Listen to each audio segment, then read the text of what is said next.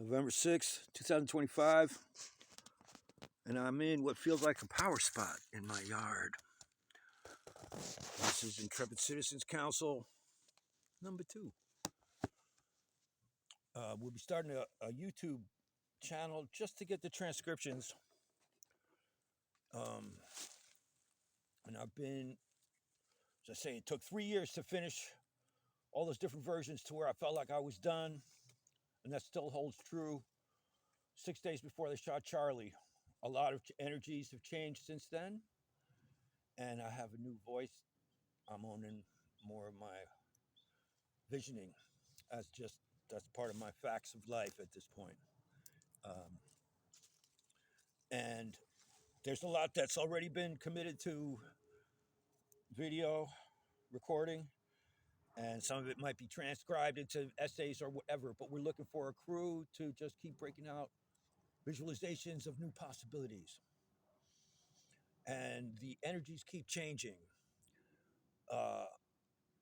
What happens based on my vision that I keep sharing, Mikey's creation myth vision, it's kind of a closer view, I think, of the Gnostic vision that has Sophia pulling a kind of a stunt of sorts, the way that the Gnostic vision that's been handed down.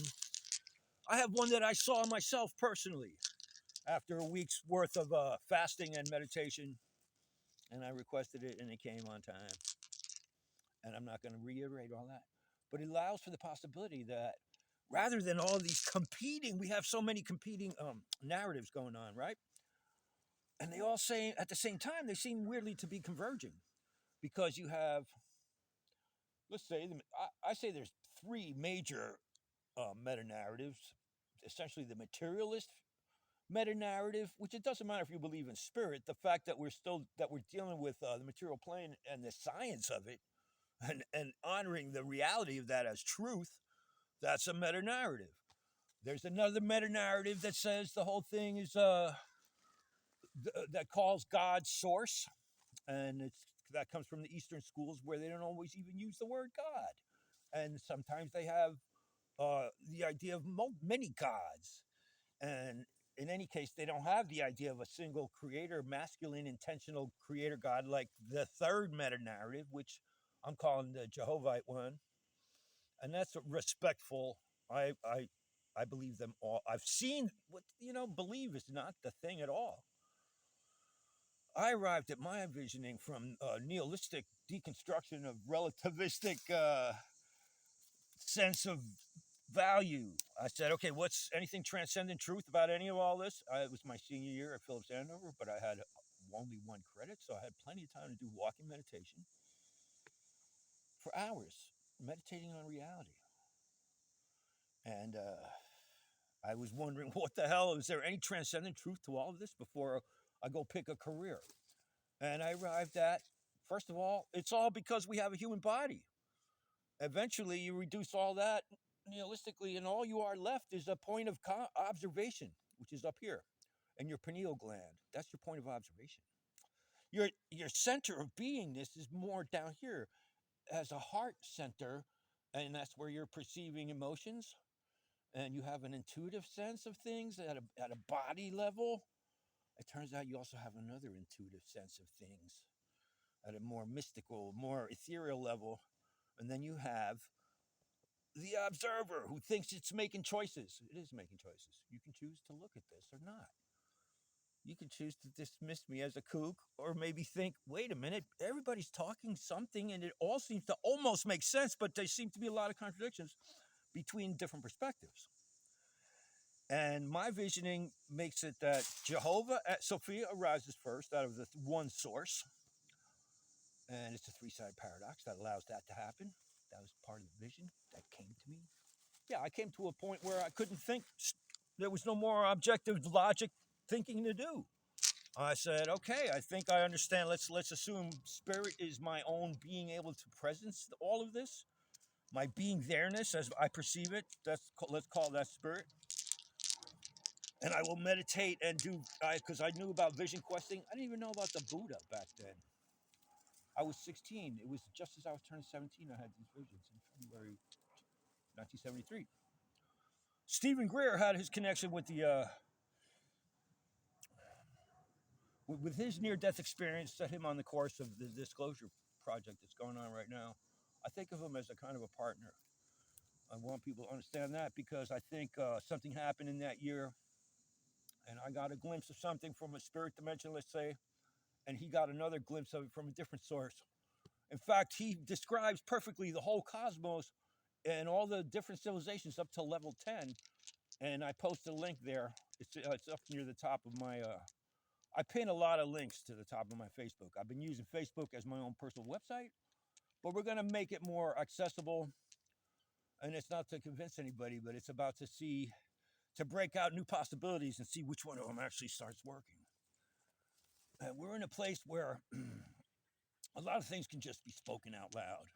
And one of which I am amazed at how people just refuse to see the other perspectives. How partisan people insist on being. It just boggles my mind.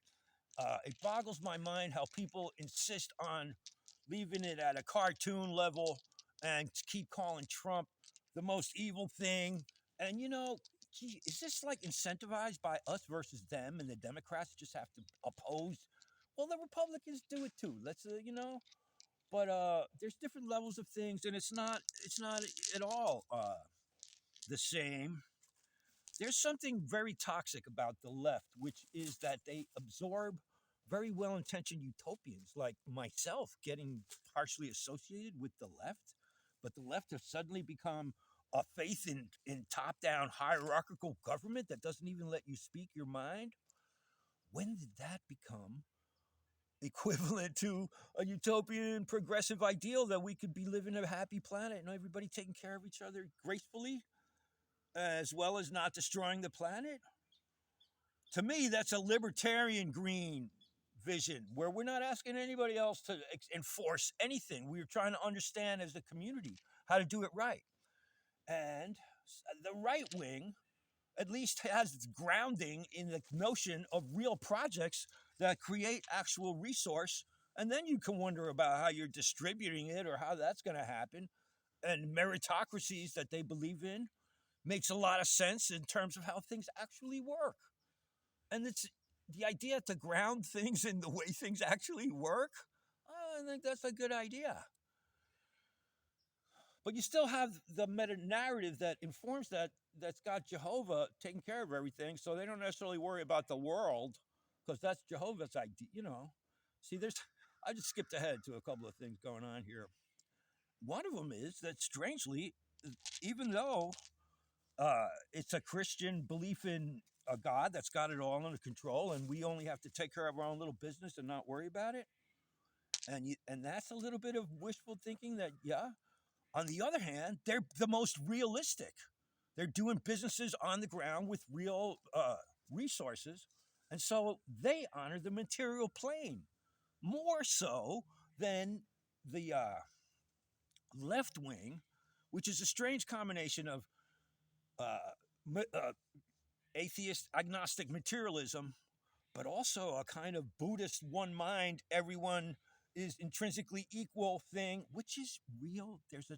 Why it's a third meta narrative. It has a different logic, but it's also real. And there are some to skip ahead. Jehovah, the whole experience, it's not logical, but it's real. And you have to have seen it. I ended up seeing it in vision. It's a vision similar to the Gnostic one that makes Sophia be like have ulterior motives of some kind. In the one I saw, Sophia is actually the first being to come in occupying that three-sided paradox, which was shown to me, and then I tried to figure out what the hell later. But then she occupies it, and the first energy is blissful coming into being. And this puts out the thing that there is a logic of coming into being, which begins to make sense out of it all. It's beyond the logic of objective. What does it look like on the outside? Science, reductionist science. And it's not the logic, subjective logic, which says anything you believe is what it is. It's not that either. There's a logic of coming into being that's actually very rigorous. And once you get back to that, then you understand how human values once again become meaningful. So I skipped way ahead with that. but to refer to the creation myth, she comes into being first, and we all come into being in the same way, nurturing into the nurturance of the whole empty. You know, it's a feminine energy to go inward, nurture, warmth, bliss. But we all have that as the foundation. It's our bliss body. There's one interpretation from the East. And she wakes, and but she being the first time and only time, because it changed everything. I want to skip ahead to one thing here. In my vision of things, everything is very now. Many other interpretations of reality have us in eternal recurrence, or things are just, no, you got to get used to the boredom. No, man, it's a very now situation. It's not a multiverse. We didn't. It happens once because it's by design at a certain level, and it's also by the natural birth from these two infinite beings that got together in this vision I have that you know. So yeah, Jehovah has a lot to do with the creation of the material plane because he's the masculine element in it. But it arises after her. She awakens. That turns into but she awakens releasing the bliss, and that travels through the one cloud energy potentiality that we're all from. Jehovah didn't create our souls, okay? He just gave us a place to come inhabit in the material plane, and that was only partially intentional. The first aspect was kind of an impulse, but then it did become intentional and very focused to where we have. I'm skipping all around, but we skip to the very now, and we have him calling it out as Judgment Day and heaven on earth. Because in his scenario, I got to end it at 15. I want to get in a few points. If you allow for these three meta narratives to function simultaneously, another interpretation of the three-sided paradox. The first one being a coming into being that involves you understanding that you're the one seeing what your own energies are doing, something along those lines. And I'm going to finish the creation story. Her second energy created a ring of masculine beings. Some of them witnessed it, and some of them were pointing the other way, but one of them turned around. That was Jehovah, material plane. It was the big bang when he entered her space for a split second, and that was initiative on his part. It happened once. Once that happened, Sophia and Jehovah are at one time similar to who we are, but suddenly are the gods of this material plane cosmos. The only ones. But there are early witnesses that move with a lot of grace, and in certain cultures, as they inhabit new bodies, some of them think of themselves as heroes or demigods, and you can explain where a lot of these weird characters that are showing up now, like Allah, and what about all those Greek gods? But the idea that there's only one that's actually sort of as if his body or his child is the cosmos itself, and Sophia is in there as an actual being. There's no abstract beingness. What there is not entirely conscious beingness. Like, what's the beingness level of atoms? Not really there, but it's not abstract. It's a there-ness that is personal, but just not paying too much attention. Does it develop? These are. I mean, who knows?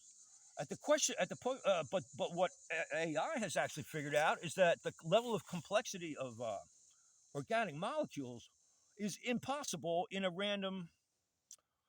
It doesn't happen without focused intentionality.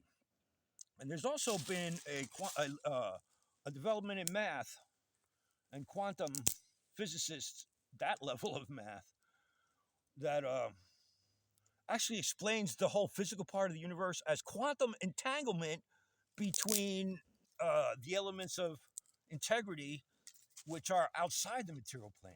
In other words, all of our souls. So there's explanations of all this, but it's super complex. And you get to a place where Jehovah and Sophia, to some extent, can begin to act intelligently, but whereas the rest of us are sort of trapped in a cosmos that we don't entirely understand, and from the Eastern schools, you can arrive at a knowledge of the source, and that's one definition of God, and it's valid. I'm not going to say don't use the word God, use it wherever you want, but there's two uses of it. One of them is defining the whole energy of creation as the source. But that wouldn't have gone anywhere without it becoming personalized as Jehovah and Sophia. And so then there is God, the creator God, Jehovah. He went by other names. Yeshua, maybe. I don't know which ones you prefer. I'm sticking with doesn't matter though. And there are a lot doesn't seem to be the same energy. That's another potential possibly witness. And so wrapping this up before I got half a minute. This comes down to what's going on Earth, and everybody's just driving me crazy how partisan they all are. And if you just for a minute suspend disbelief about everybody else's beliefs and really try to understand your perspective, it'll connect you back to a place where they all dispersed from and where they all can come together from. Obviously, I'm going to have to do another one here describing exactly how the left is idealistic and wants to see good, but the right knows how to get it done. And if they don't start working together, we're never going to get there. All three of these meta narratives come together, have some tolerance of other viewpoints, and have some faith that the future is meant to work out.